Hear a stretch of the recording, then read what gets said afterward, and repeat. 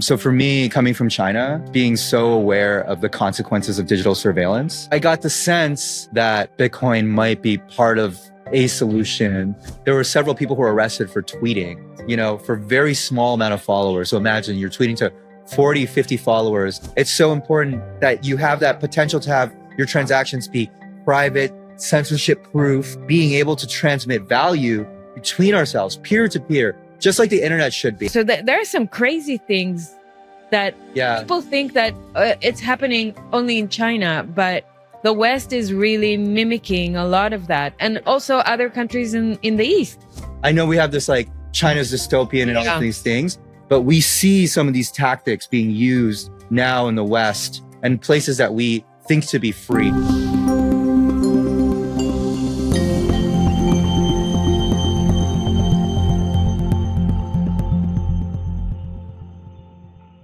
Hello and welcome to the second day of Bitcoin Amsterdam and to another episode of You're the Voice. I'm Efrat.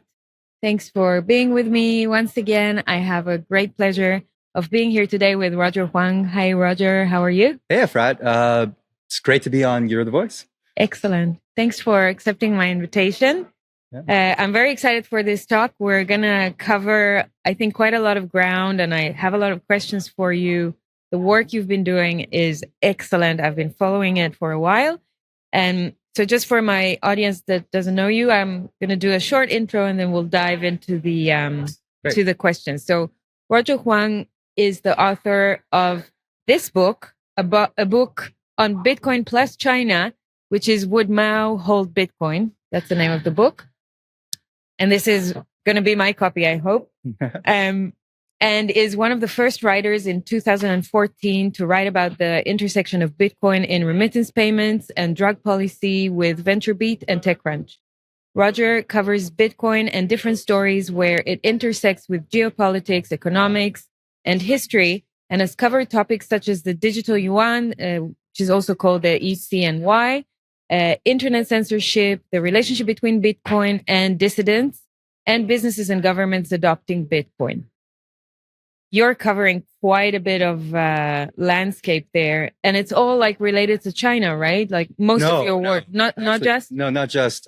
Yeah, I've written about for example, the Nigerian protest. Yes.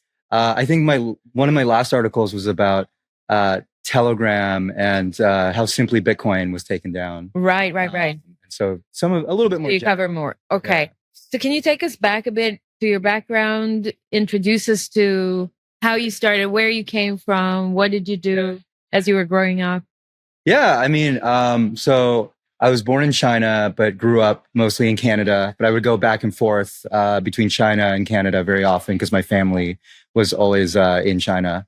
And growing up, I studied economics, which is probably a bad idea in hindsight. But it did lead me to some interesting places. And one of those places was the startup scene in Montreal.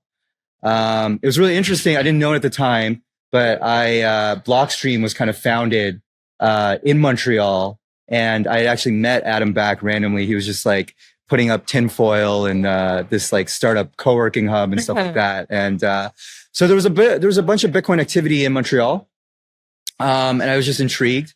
And so in 2014, I started writing about some of the people in Montreal who are building different things, and then also just starting to grapple with Bitcoin.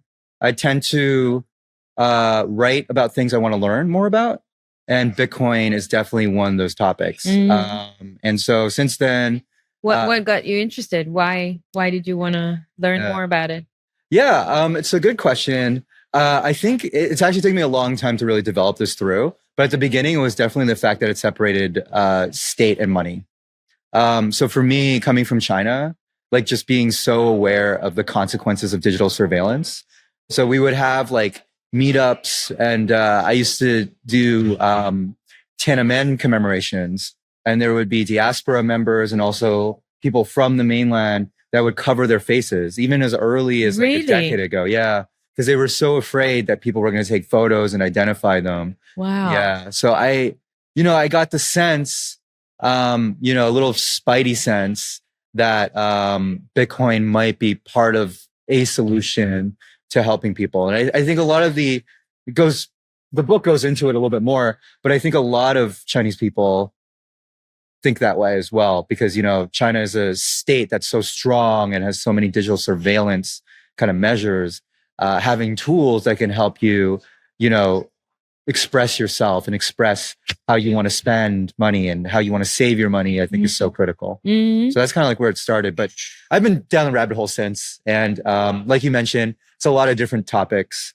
a lot of different things. But that's kind of some of the richness of Bitcoin. And I would say I've also not just covered Bitcoin, I've also covered some of the end-to-end encryption.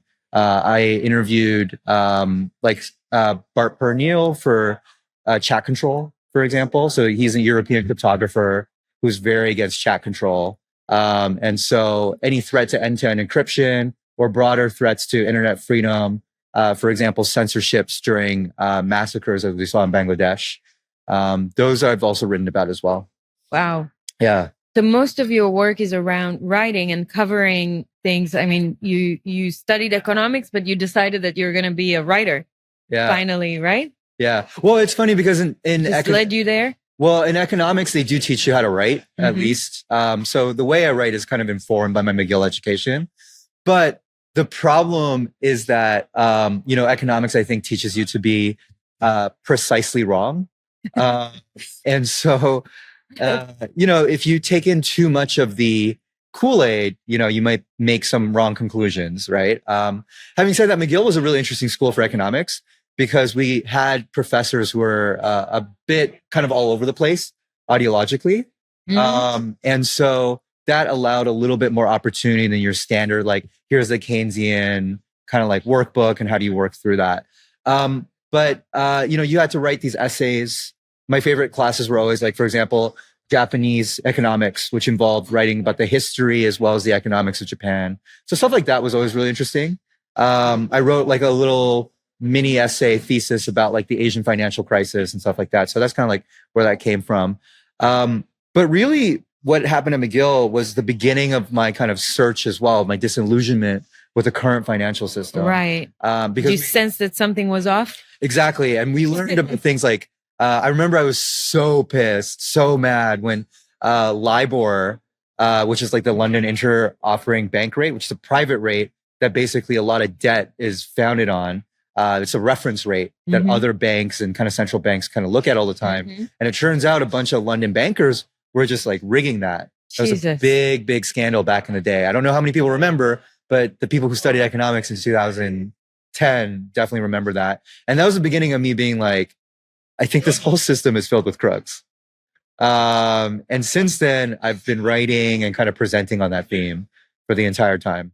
You're the Voice is brought to you by Trezor, the original Bitcoin hardware wallet company pioneering the development of self-custody for crypto assets since 2013, empowering individuals with an open-source device, enabling beginners and experts to easily and securely hold their coins.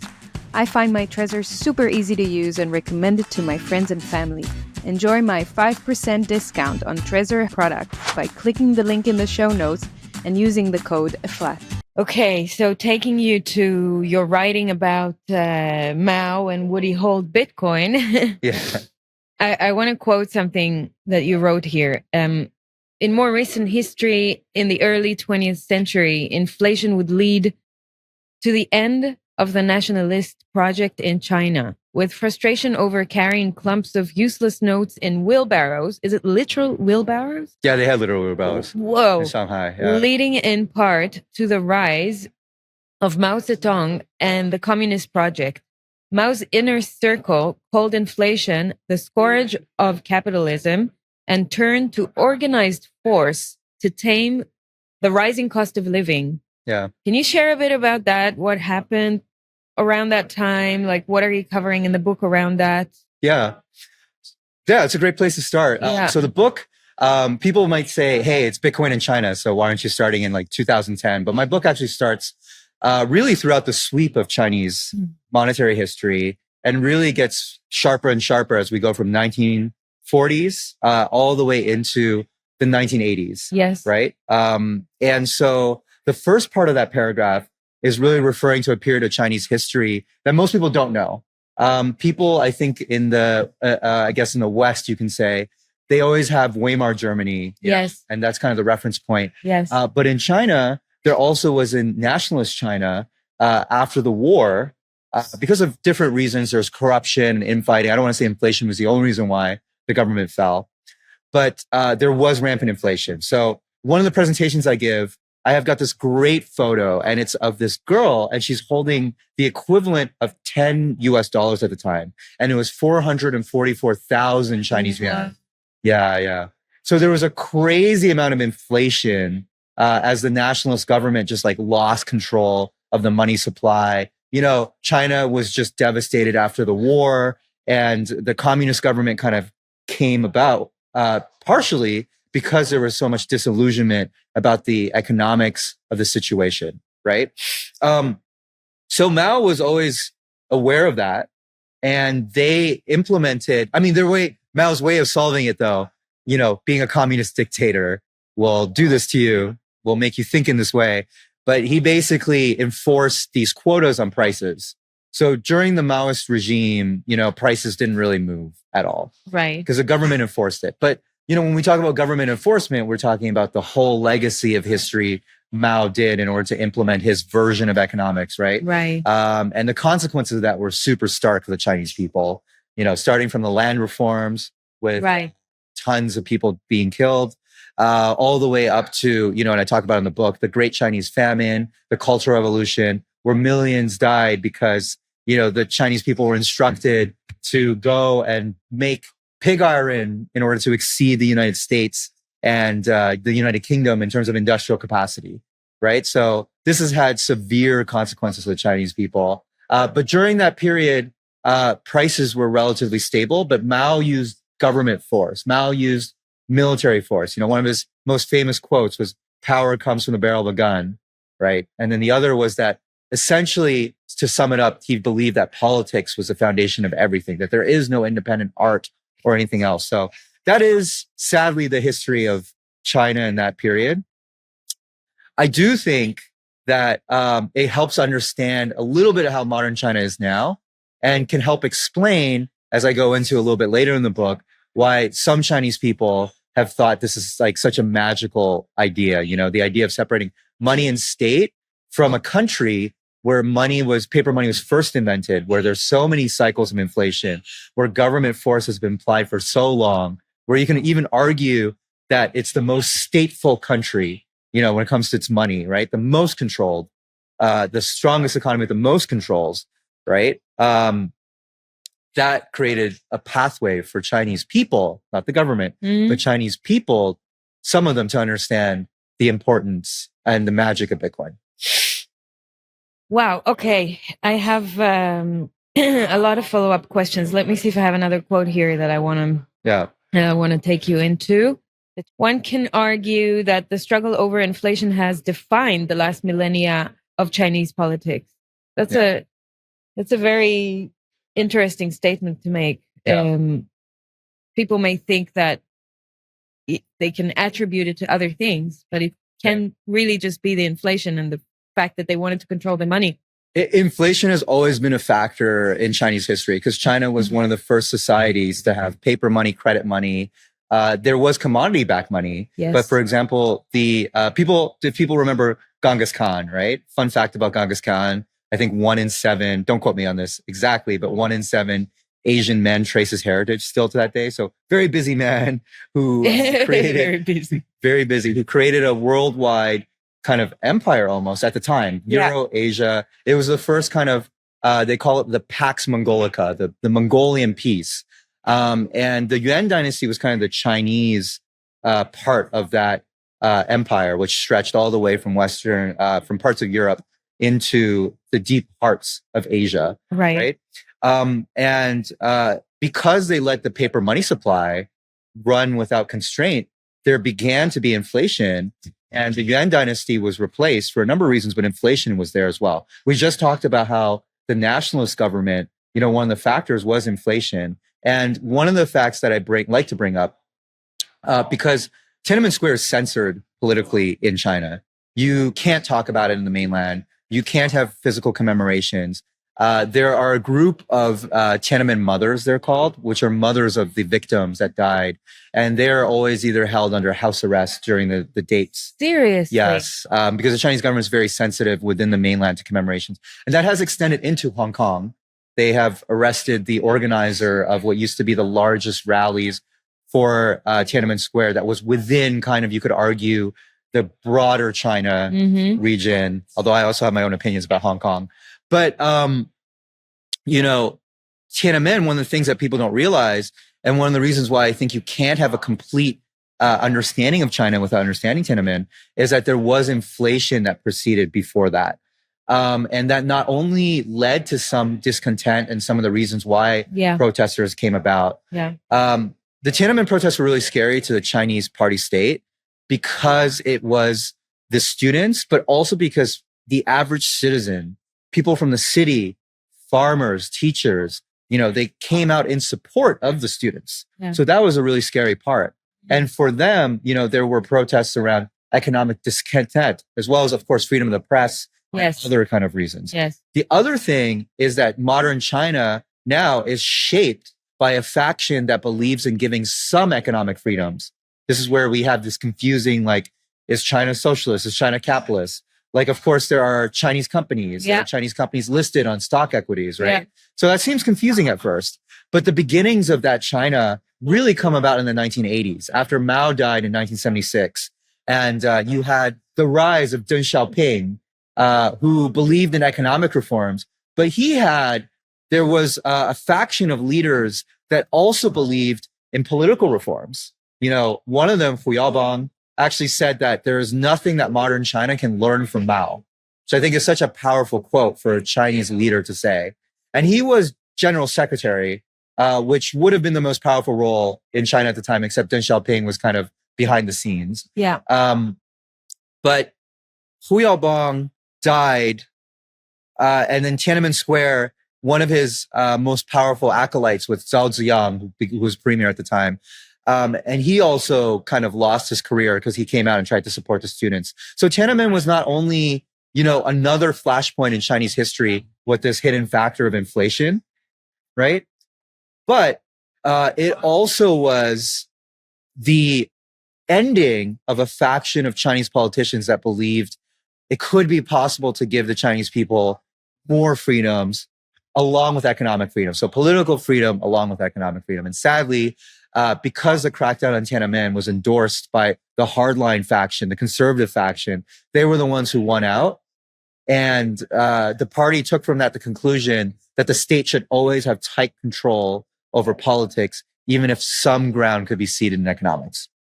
And let's take it back to today. So not back, forward to today. So how does the state views human rights today in China, and what kind of political and economical powers does it inflict on the citizens? Yeah, I mean, China is a very advanced surveillance state with very, very, very tight controls on people. It enforces all sorts of laws that, you know, I think, frankly, the average person outside of China can't even really comprehend. So normally I tell a couple of stories, you know, just to get into it. Please. And so there was someone there were several people who were arrested for tweeting. Yes. You know, for very small amount of followers. So imagine you're tweeting to 40, 50 followers abroad. And Twitter and X, or whatever it's called these days, technically banned in China.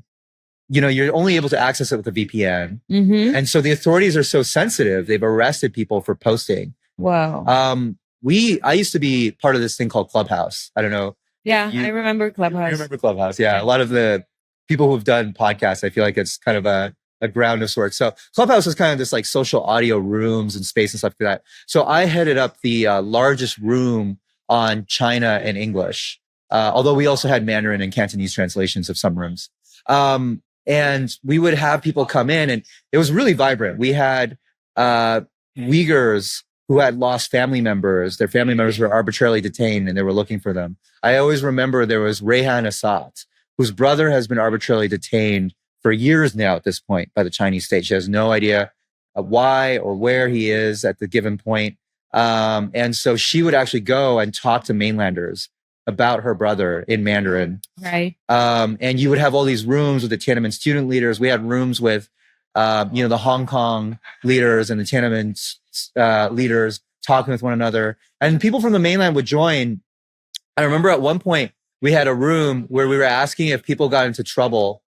It's called he ca in Mandarin. It means to drink tea, as I sit here drinking tea right now. Uh-huh. But basically what it means is the cops are asking you in for a chat. Uh-huh. They're interested in what's going on. Uh-huh. And they did do that. So your online activity is tied very well to your offline activity. And we can talk about all sorts of like restrictions and things like that.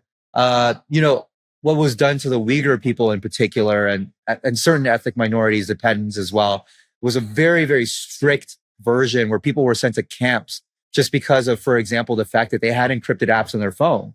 That was seen as like a suspicious thing. Wow. And that was kind of like an extreme edge. Now I'm like most people from China, part of the Han majority, and they haven't quite done that, the Han yet, but there are that's a ethnic group. Ethnic group. Ethnic group. Yeah, that's the Han people are kind of the majority ethnic group. Okay. In China, but they've arrested, detained people. We were just talking along the way here, Efrat, about the story of Ai Weiwei. Right. And Ai Weiwei, the famous artist, poet, the designer of the Beijing Olympics, the Bird's Nest Stadium. Right. He was detained because he made art that commemorated the children who died during the Sichuan earthquake. And there were these schools that collapsed, the tofu schools, because of corruption among local officials. And they took Ai Weiwei, took him to jail. We don't really know what happened to him. And he came out, and the first thing he wanted to do was leave China. So this is all part of the human rights situation. And that is extended into Hong Kong now. There is the Hong Kong 47, the political prisoners that are being held in Hong Kong right now. Some of them effectively to life sentences. For example, Jimmy Lai, who was the founder of Apple Daily, one of Hong Kong's largest newspapers, and certainly one of the most, you could say, anti-CCP. Right. Or maybe not anti-CCP, but definitely someone who was critical. Yes. Of the Chinese Communist Party, who dared to be critical of the Chinese Communist Party. And now he is in jail. So many people's lives are affected to this day, continue to be affected. And because of all this, there is an atmosphere of repression. Yes. And there is an atmosphere of self-censorship where I see even outside of China, people are scared to talk about, Chinese politics, are scared to talk about their beliefs, are scared to, go to Tiananmen commemorations or things like that. Insane. Can you talk a bit about the social credit score system? Yeah. How it works? Yeah, no, I'm happy to. I wouldn't say I'm like the world's expert on it. There's actually like a great resource. Whatever you know. Yeah, please refer us to it. Yeah, called China Law Translate, but by Jeremy Dom, and he translates these direct sources. It's a website? It's a website. It's China a website. Law Translate. We'll China put a link to it maybe. Yeah. Yeah. Okay. Yeah. And it's a scholar, a Yale scholar. Anyways, like he has done a lot of work translating Chinese law, and he does not pull punches about what the Chinese state is doing. The fact that there is the larger truth is that there's this huge digital surveillance state that's growing larger and larger and larger. And we'll probably talk about the Chinese central bank digital currency and things like that. But there are so many layers of data being collected on people. And that's being used to punish people, to censor people. So certainly that exists. Yes. Now, whether or not there is actually a social credit score in the sense of like this overall score that's following you, like I've seen some of the stuff where like people are like, it's not letting me pay at my gas stations and stuff like that. Now, there certainly is a blacklist. So for example, people have been prohibited from purchasing plane and train tickets if they're on certain lists, if there's been a judgment rendered against you. So China certainly has these lists. There have been leaks of large police databases, such as the Shanghai police database, which has records on like 1.1 billion plus Chinese people and a lot of detail. Right. So we know this data exists. We know like people are being scored to a certain extent. But I do think that sometimes some of the videos and some of the ways maybe exaggerated. It's exaggerated and it's kind of not accurate to like what is actually happening. But that said, there is a broader truth there that is happening. And usually the thing is the Chinese government censors people by making people afraid and self-censoring themselves because they can't really manage to censor people. Yeah. There just wouldn't be enough jail space for all the people directly, right? That would contravene all these laws. For example, I think potentially, I don't know how many people in China use a VPN. That's technically illegal, but like must be in the millions at least, right? So, you know, it isn't quite in that way where it's like as directly tailored, as directly obvious as like some of the videos might portray, but it certainly exists. And it certainly is part of a larger trend of the Chinese surveillance state being one of the most advanced in the world. There's one CCTV camera for every 2 people, you know, and so if we see other states learning how to do digital repression, learning how to take that framework, they are going to take their cues from China. It's not if we see, we see. We see. Yeah, true. We're seeing it. We are seeing it. I think a million cameras already in London only. Yeah, the United Kingdom, I believe, is the second country. It's the second country. Yeah. And India and so many countries following China's footsteps. And a lot of the big metropolitan cities around the world are also, you know, just networking themselves with cameras and 5G towers everywhere. And so the trajectory is clear. I did see some examples of the social credit score system from people on the ground when my brother-in-law was in China and he was traveling with a local agent, and she showed him her system and she was proud of it. She said, this is a great way to live for me because, you know, I can travel, I can take the train, take the plane. She showed him her score and how proud of she is. She didn't see anything wrong with it or anything bad about it. But so I have that. And also another friend of a friend that went to China during COVID, and she wanted to get a hotel room, but she was a tourist and she was new and she didn't have the proper the ID. The ID. Yeah. So she wasn't allowed to take a hotel room and she had to sleep on the street because no one would let her in. With the proper identification and proper score, I guess. I don't know. So there are some crazy things that people think that it's happening only in China, but the West is really mimicking a lot of that. And also other countries in the East too. I mean, Thailand now with their CBDC rollout, I just read that they are attaching, there's a company in charge of a project to attach your digital ID when you book into a hotel to transfer that automatically to the relevant ministry in the government to let them know that you checked into a hotel. So there's like a project for your digital ID to be transferred automatically to the government, letting them know which hotel you're in. And Europe actually has something similar to China. Correct. They are actually, in some respects, so they also tie your SIM to your real world ID. So I want to say a couple of things. First of all, thanks for the catch. We do see this happening. And that's actually one thing I also try to bring up as often as possible. I know we have this like China's dystopian and all these things, but we see some of these tactics being used now in the West and places that we think to be free. Exactly. And it's worrying. It's not something that we should let slide by. And I often bring that point up when I talk to policymakers, when I talk to people on the ground, when I talk to people, you know, outside of China. I say like, you live in Canada. Yeah, I live in Canada. Canada is also going in that direction in some ways.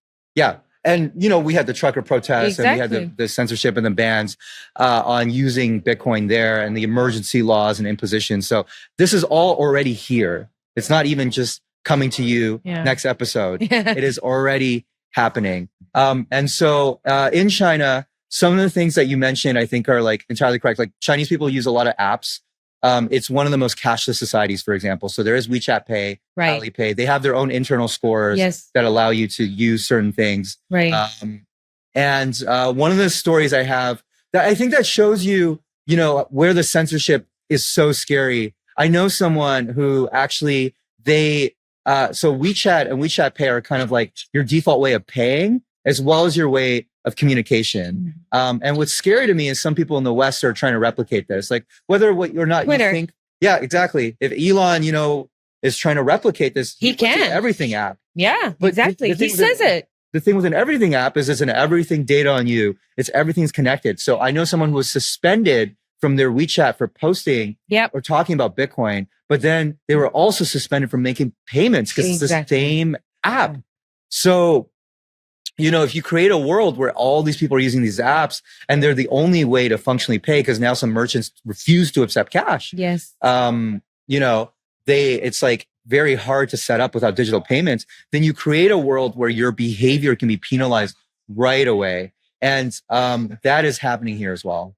Yeah, 100%. The centralization is the biggest problem. Like when people tell me, Elon, without him, we wouldn't have free speech and X and da. All right, fine. I'm not taking that away from him. Yes, he's doing a lot for freedom of speech and the stuff that he allows to happen on his platform versus other platforms.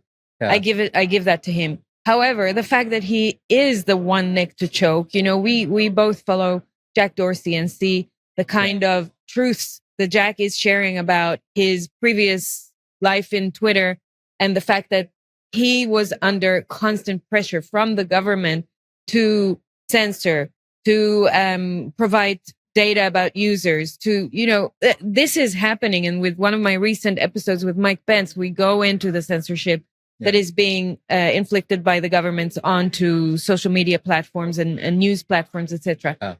This is happening. And the fact that Elon is a one neck to choke is not going to change. Yeah, he may have a strong back. He may try to resist a lot of the things that they want him to do. But at the end of the day, they are so powerful, like the governments, the global organizations, whatever, that they can find ways to inflict different jurisdiction laws or different limitations like they do in Brazil, like they do in different areas in the EU with the DSA, etc., that he will not be strong enough to overcome all of that. And at the same time, as you say, once he adds in the everything capability into his app, then if he's down in one country and you rely just on him, you're fucked. You want to decentralize yourself. You want to be able to have redundancies in other places so that when something goes down, you're not just reliant on one source and you have the freedom to then operate elsewhere with your wealth, with your communication, with your information, with your identity, with whatever it is that you need in order to function in a digital life that we live today, right?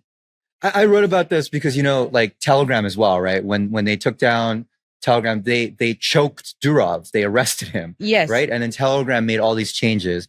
For me, that's why it's so important to have platforms. Yes. To have platforms, to have protocols. Well, to have protocols. To have protocols and not platforms, right?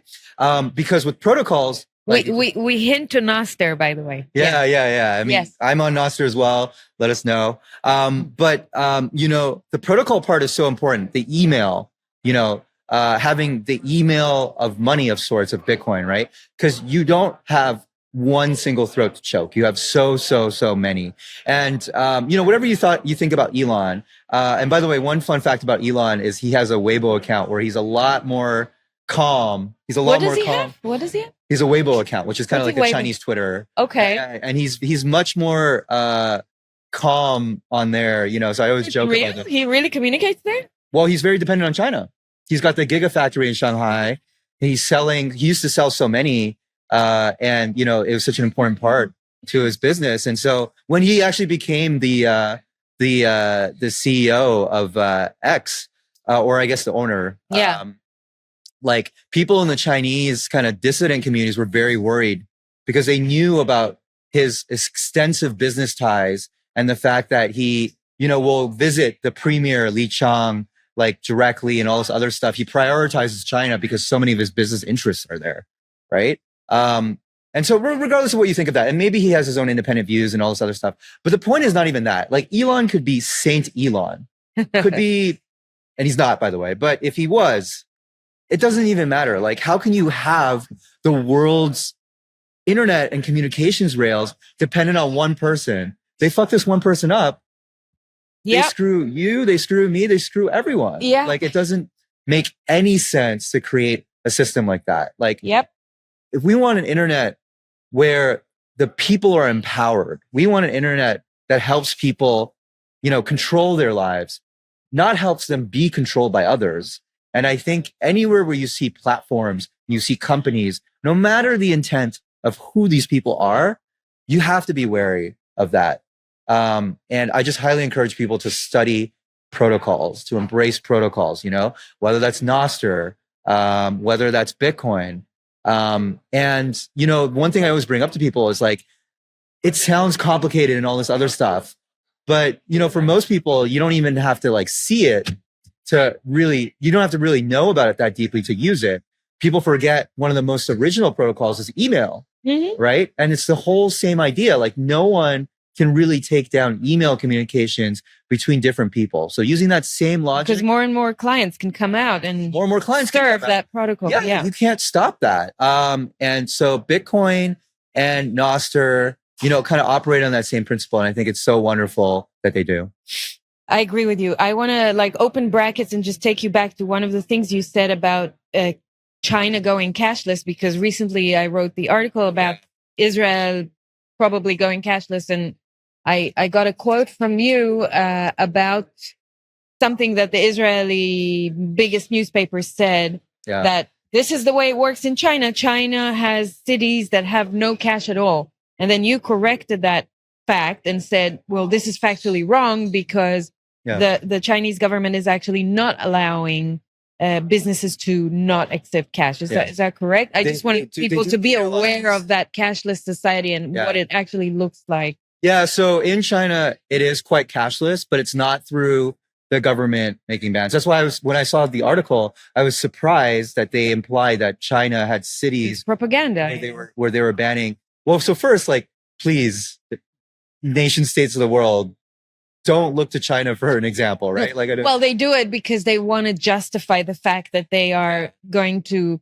enforce such extreme measures. You go, China's doing it, but even China's not, which I find really funny. There you go. There you go. Let's clarify that. Yeah. So China doesn't ban the use of cash in the sense of coercion, and in fact, the central bank has penalized many people for.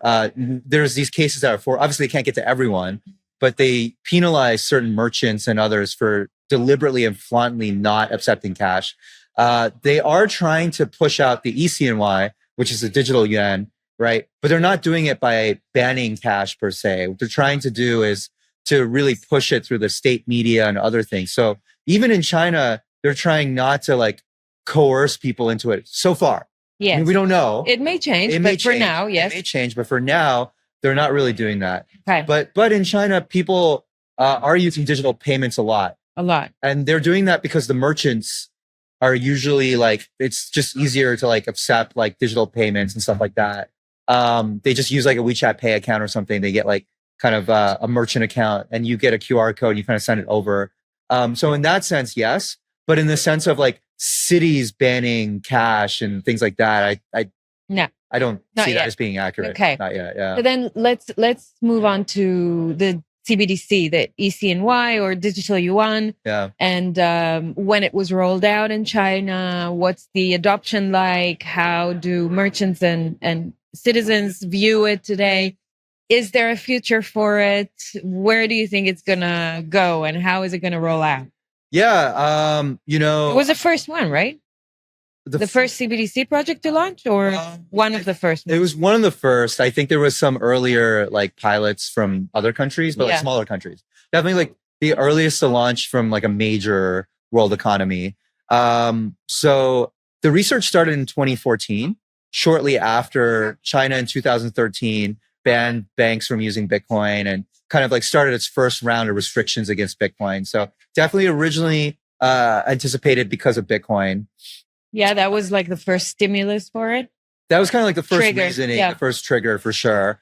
And China, the way they operate, it's kind of in years and decades. I mean, it is kind of true that especially the central bank and things like that, they are thinking out for a very long time period. They can. Yeah, they can because it's a one state totalitarian party, right? And also because they control the power. They control they're the monopoly on violence and money. A one party totalitarian state, I should say. Yeah. But the digital yuan was then rolled out around 2019, I want to say. it's in the book exactly the year. We forgive you if it's not accurate. It's fine. 2019-ish. I remember writing about the first pilots. And so they kind of handed them out. And the pilots were really funny, actually, because what they did is they like texted people. It was almost like an airdrop, which is super funny. It is, yeah. For people. You just got a text that was like, hey, you've got like 200 digital yuan waiting for you. And people were like, oh, it's like free money. Well, because the ECNY, unlike Alipay or WeChat Pay, which are like private kind of solutions, it's directly from the central bank. It's directly issued from the central bank. So they kind of just like, I guess, printed it and then airdropped it. Mm-hmm. But the thing that was really scary about the pilots was that they actually made the money expire. Yes. So you have to spend the money in 2 weeks. So there's all these funny stories. It's funny, but like, people are like, oh, I had to go and buy like glasses because I couldn't find anything else. I had to drive like, half an hour to go to some random restaurant in order to spend this money. But you sit back and you think and you're like, wow, this is a system that allows you to track people's consumption habits and then allows you to expire their funds. Sign me up. Right? Sign me up. Crazy. Sign me up. Okay. It's so crazy. It's so fucking crazy. And so that was kind of like the beginning of it. And now they tried to really popularize it. Like, for example, the Winter Olympics is one of only 3 kind of currencies. I think Visa was one of the sponsors as well. So that was also allowed to transact. But, and nowadays it's in 29 cities. It's still called a pilot. Yep. But it's basically rolled out. Like, for example, you can use, and I've had people send me photos, like you can use the ECNY to pay for like public transit in Beijing. There's like a bunch of different merchants. It's about 0.16% of the Chinese monetary supply right now. Right. But it hasn't seen a ton of adoption. Right. Part of the reason why is because in China, there's like no point. WeChat and Alipay. Well, there's WeChat Pay and Alipay, but also like, it also, I think all governments that are rolling out CBDCs are going to face the same thing. Yes. Because it doesn't have interest on it. Yes. Right? It's just literally cash, but you put it digitally. Yes. So you're just like, well, okay, if I'm used to cash, then I may as well use cash. Might as well use cash. Yeah. And so they tried to popularize this with tourists and older individuals, right? But that's the nice route. They may take the violent route and go, well, you have to use it for taxes. You have to use it for salaries. They have paid government employees in it. There you go. They've paid government employees in it. They will coerce you to use it for certain things. And that wouldn't be so nice. You don't have a choice. You have to use it for certain. I mean, Israel has that in the Bank of Israel's white paper says that would be one of their adoption mechanisms. So one of the things I find really funny is like you have these states like Nigeria, and it sounds like Israel, although you've done a lot more research than me on that topic. But I think like they're already coming out and saying that they're going to use of force and stuff like that. China, they obviously don't call it force, but they're just saying these will be the first places where we will enforce the legal tender on. Right. And the Chinese Party state has certainly forced, like, for example, like platforms to accept ECNY. Right. They've certainly forced, different measures. They put it in state media all the time. This is a very important focus of theirs on the domestic front. But they haven't like forced Alipay or WeChat Pay to shut down. They've also said, at least in their white papers so far, they've been like, hey, we're not going to try to replace cash with this. We're not going to try to replace Alipay and WeChat Pay with this. But by the way, WeChat Pay and Alipay are not that much better, like from a surveillance perspective. I'm sure, but that's what I wanted to ask you. So they did say recently, I read that they are integrating the ECNY with Alipay and WePay and WeChat. They did force that. So my question is it like if you can't beat them, join them strategy? Why compete against WeChat and Alipay when we can just integrate in the back end and have them accept this, and it's kind of transparent for the millions, billions of users that they have?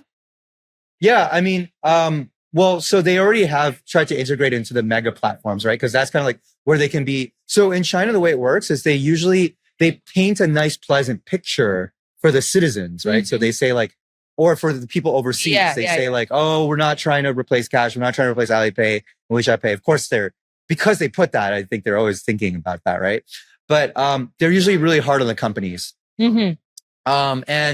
With Alipay, for example, Jack Ma was disappeared for a little bit of time, right? Like they have their ways of leaning on these companies. This is kind of the thing you see with China, right? Jack Ma criticizes the Chinese system. He criticized the Chinese banking system. He disappears a little bit. So this definitely happens. But the thing that's missing is they can't coerce the individual merchants. Yes. So the thing is like, the mom and pop shops, those are like the long tail of WeChat Pay. So imagine, you go to like a mom and pop shop. They have a WeChat account because they're using WeChat to talk with like their friends and their family anyways. So they set up a WeChat Pay account. So that way you can set a QR code and pay them right there. But they're not going to set up an ECNY merchant account just because, so that's where China's ECNY is lagging in adoption. I believe the last time I checked, there's a magnitude of order of 10x more merchants that use Alipay and WeChat Pay. The only way this could be scaled efficiently is if they really change the underlying base layer mechanism in the background, so that the end user has no change. It's just that instead of having yuan in the background, it's ECNY now, like on the central bank end. You know what I mean? That's the only way that they can really scale it.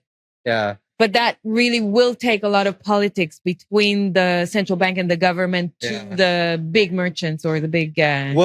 I think like from a user perspective, it won't matter that much. But from a merchant perspective, they'll want to get like the merchants to start adopting. I think that's kind of like the big thing. But also the other thing, while we're on the topic of the ECNY, is I see the traction internationally to be more concerning. The fact that China's trying to build standards. Hong Kong, I saw that they are allowing the ECNY to be used in Hong Kong. Correct. They're integrating it with Hong Kong. Any other so they have beginnings you're seeing there? Yeah, they have Project Enbridge, right? Which is I'm quote aware. Unquote blockchain project that. Cross-border CBDC payments. Yeah, many countries participating. So you know how, and I know Efrat because you've done a lot of research to CBDC front. You know how like a lot of it's being pushed by the Bank of International Settlements and the Innovation Hub. Correct. But China is the country that's trying to set all these standards. Standards is the blueprint, like Klaus Schwab is saying. China is the blueprint. Exactly. And Klaus, of course, hosting the annual New Champions in China all the time, having Chinese. They've got one Davos and one China Davos a year, every year. Yes. They always have Chinese policymakers come and speak as well. So kind of how Klaus Schwab is thinking about that. Yep. But I think that the ECNY standards for international are a little bit more threatening because domestically speaking, they're trying to apply it to the tourists, they're trying to apply it to old people. I think like most countries will not allow the ECNY to transact directly, like in the United States. Makes sense. They'll have their own, but then they'll have like you say, the blockchain mechanism. Right. Exactly. To cross the border But the Bank of International Settlements, those standards that China's leading, like how to implement a CBDC, countries around the world, central bankers around the world are interested in it. I believe there's a survey. Of course. It was like 83% of member states or something are looking at that and trying to adopt CBDCs eventually. So China is the country that's been the most advanced in implementing across the scale, right? There's so many people. It's also trying to teach other countries how to do it. I think this is very concerning.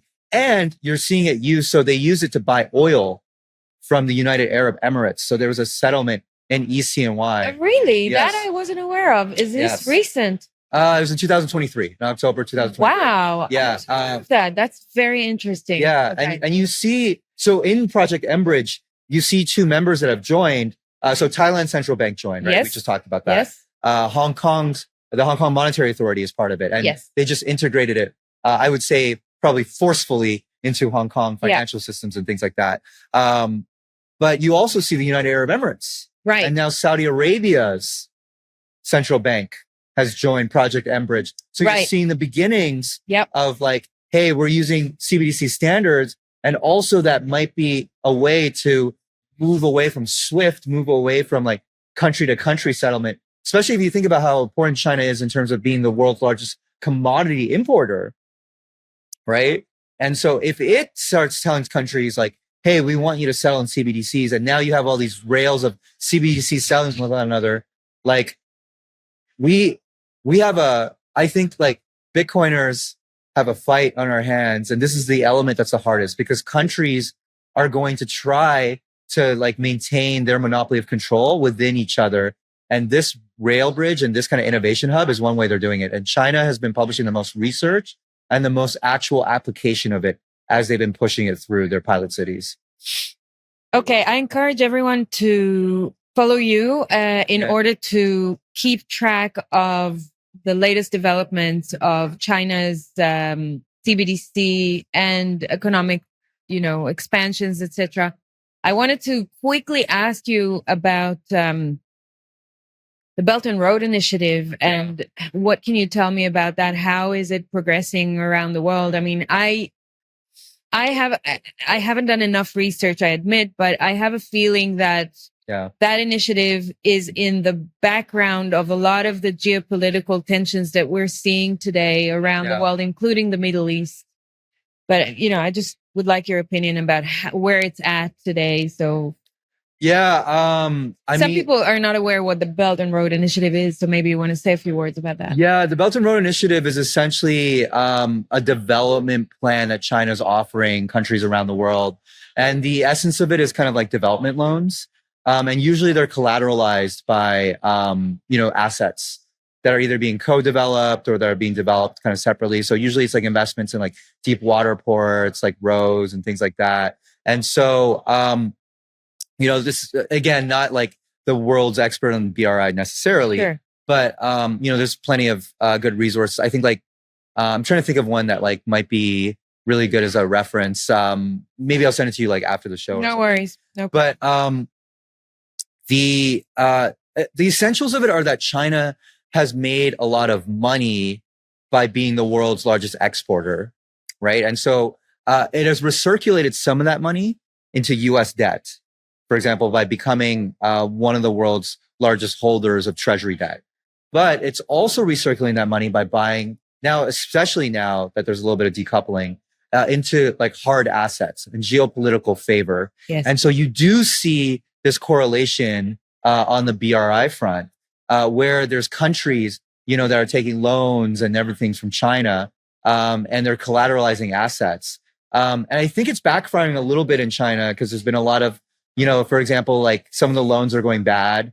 And so now you're taking a look and you're seeing like maybe there'll be seizures of certain things. Some of the projects haven't proceeded as quickly as they might have. And so, do you have any examples? Or? Well, Pakistan, for example, there's a lot of pressure, I think, on the military regime that currently exists in order to get like some of the deep water ports kind of activated around there. There have been seizures of certain areas, like different places in Africa, for example, that have been collateralized and things like that. That's always like implicit in some of the contracts that are in there. I think one thing that might be a little bit closer to home when it comes to Bitcoin is El Salvador. Mm-hmm. El Salvador has a lot of funding from China. Mm-hmm. And Bukele has talked about this, the national stadium, a lot of the water infrastructure. And some of that, El Salvador switched its recognition from Taiwan to the PRC. And so you wonder a little bit of like, China, I think, is thinking about it from the lens of we can buy geopolitical favor by being the financier for infrastructure projects. Because now there just simply aren't enough infrastructure projects to invest in China that are quote unquote shovel ready. And so you recirculate around and you get the added benefit of getting countries. So Greece, for example, that's an EU member and, but has a little bit more of a China friendly flavor, Hungary. So these countries that are part of the quote unquote Western bloc that have important voices and votes, but that are essentially having their infrastructure funded by China. Very interesting. And I wonder how El Salvador specifically is going to advance with its relationship with the US versus China in the next few years. That's going to be very interesting to watch and follow. Yeah. What about you personally and your passion towards Bitcoin and how you see this technology changing things in the world? I mean, what does it mean for you to be in Bitcoin? I'm wearing a Bitcoin propaganda department hat as we speak. What does it say? Propaganda department. Yeah. I got that from the Bitcoin National Conference. Yeah. I love Bitcoin. You know what I always say? Because people always ask me about the price. And I'm like, I'm one of those people that would use Bitcoin if the price was zero. Yeah. Or if the price were $1 million. Yeah. Like, I think it's just so important to have control over your own finances, your own savings. in a way that's separated from the craziness of all this debt and printing and everything. And like now you might have like seizures and things like that. And we saw in Canada, right, the trucker protests, the inability to be able to finance causes that, you know, are just political in nature. Yeah. Just so shocking, these things that are happening now. And so for me, like, it's such an important hedge, and it's such an important educational way to understand, well, from a technology standpoint, how do we control our own finances? How can we use this new technology to get there? So I write very much about cases of like internet censorship and when Bitcoin is being attacked. Part of the book, the reason why, is because I think China was one of the most advanced at trying to attack Bitcoin, you know, by making exchange bans, by making, kicking out some of the miners and things like that, right? But Bitcoin education still perseveres in China. There are Chinese cypherpunks that talk with one another on Nostr. It's so cool to me to see this like groundswell of movement, even the most repressive societies, something that we can all learn from. And so that's where I think my passion comes from. My passion comes from, you know, I get sometimes, you know, it can be Chinese people or it can be people from Bangladesh, and they reach out to me and they're like, you know, your articles made a difference in the way that, you know, it helped us, you know, share light. And it always helps a little bit to get like, you know, I guess foreign press involved, you know, and help highlight these different causes. And it's just so important, whether it's, you know, the internet being taken down so that the government can prevent Bangladeshis from sharing photos of a massacre that's happening right now, or if it's Chinese people who are realizing, hey, WeChat Pay and Alipay, that's a terrible idea. I don't want to have all my finances, you know, surveilled and controlled and potentially censored, just like we talked about. I want to learn about Bitcoin. I want to learn about Lightning Network. And so I love to go to BitDevs. I love to learn about the technical side. I use it. You know, I'm running around with the book and selling the book in sats and cash. And people are always like, you don't take debit card? You don't take anything else? And I'm like, no, this is the new way. And for me, it's so important that you have that potential to have your transactions be private, censorship proof, not the potential, the actual, you know, being able to transmit value between ourselves, peer to peer, just like the internet should be. And I'm just such a fanboy. I kind of come from that part of the Bitcoin world of like the early internet. There's like some of us who are like all part of those like early BBS, like the chaos, like I just don't understand it. Like now the government's trying to get involved, all the men in suits, you know, it's like, you know, squashing all these different conversations. Like you can't post these memes and you can't like do this stuff and you can't, it's all this crazy shit. And I think Bitcoin is just one of the most important tools to be able to live our lives freely and to be able to live our lives with that kind of like chaos and spontaneity that hopefully no government will be able to deny. And that will be because of Bitcoin and Nostr and protocols like that. Hallelujah. Yeah. Roger, where should people follow you? I always say Nostr because like I was one of the first writers on Forbes. If you go on Forbes, I actually put my Nostr NIP05 in the profile. So that's Loki at nostr-verify.com. But of course, all of us, you know, if any of you are on X or Twitter, I'm there too. Yeah, I'm there too. They did try to censor me once. They were like, really? they limited my reach. Whatever, it's all in the game, right? They're like, your account seems a little suspicious. Yeah, we're throttled from time to time, shadow banned from time to time. Me too. Yeah. You know, I just post my MPub. It's fine. Like, I don't really, you know, I just accepted the fact I'm probably censored a little bit. But I am there, Roger H 1991. And yeah, there's my Forbes profile. That would be my latest writing. So if you just look up my name, Roger Huang, Huang, and Forbes, you'll probably find my latest things. I've been writing a lot recently, more on the China stuff.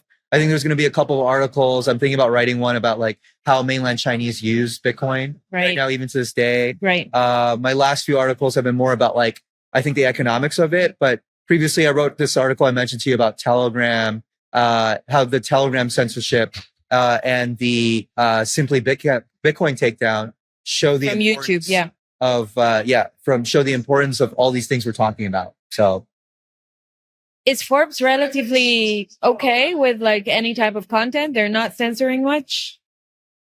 They censored one of my colleagues from writing about the BBC. Right. So yes, I've seen that one. Yeah. I also write for Bitcoin Magazine. I also write for like other things as well. But on the most part, they're okay?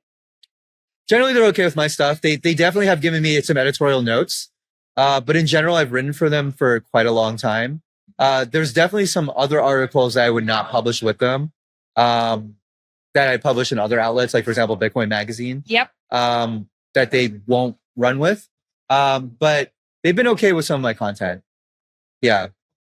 Thank you so much for your time and for sharing your knowledge and your expertise, your research so generously. And in general, thank you for being a very brave soul to be covering all those things that many people are afraid to cover. Yeah. I think it is super duper important to have people like you, to have you doing what you do.